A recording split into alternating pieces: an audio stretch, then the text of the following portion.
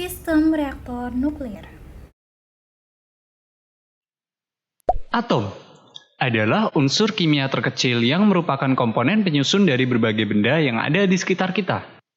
Meskipun ukurannya sangat kecil dan tidak dapat terlihat dengan mata, namun atom menyimpan energi potensial yang sangat besar.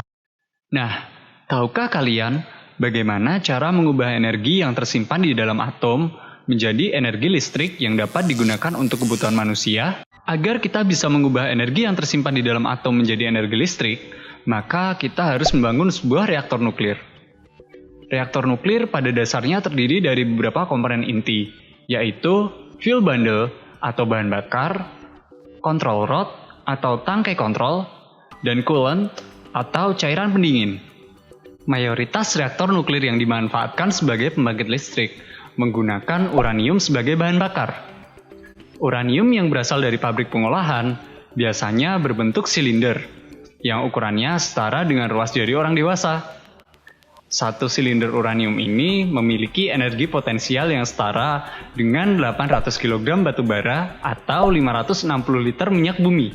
Silinder-silinder uranium yang disebut sebagai fuel pellets kemudian disusun menjadi fuel rod. Dan fuel rod kemudian disusun menjadi fuel bundle. Fuel bundle inilah yang kemudian dimasukkan ke dalam reaktor. Setelah reaktor terisi dengan fuel bundle, maka tahap selanjutnya adalah memulai reaksi nuklir dengan menembakkan neutron melalui neutron generator. Neutron yang ditembakkan kemudian akan menabrak nukleus atau inti atom uranium dan membuat atom uranium tersebut menjadi tidak stabil. Atom uranium yang tidak stabil kemudian akan terbelah menjadi dua atom yang lebih ringan.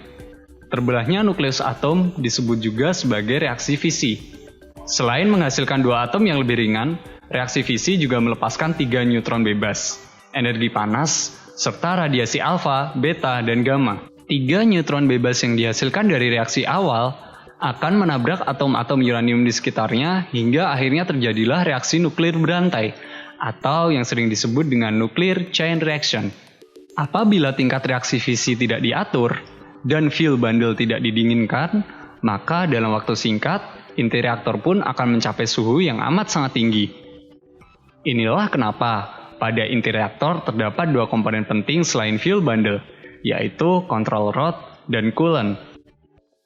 Control rod berfungsi untuk mengatur jumlah reaksi nuklir yang terjadi di dalam inti reaktor dengan cara menangkap neutron-neutron bebas yang dihasilkan dari reaksi fisi.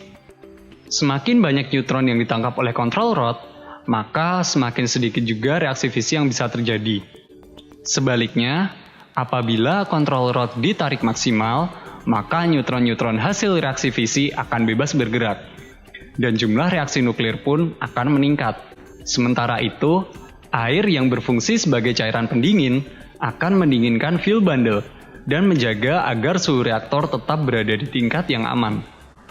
Karena tingginya suhu di inti reaktor, air ini lama-kelamaan akan mendidih dan menjadi uap bertekanan tinggi. Nah, disinilah reaktor mulai berperan dalam rangkaian produksi listrik. Air yang dipanaskan di dalam reaktor dan berubah menjadi uap bertekanan tinggi, kemudian disalurkan ke turbin. Tekanan uap yang sangat tinggi akan menggerakkan turbin yang tersambung dengan generator.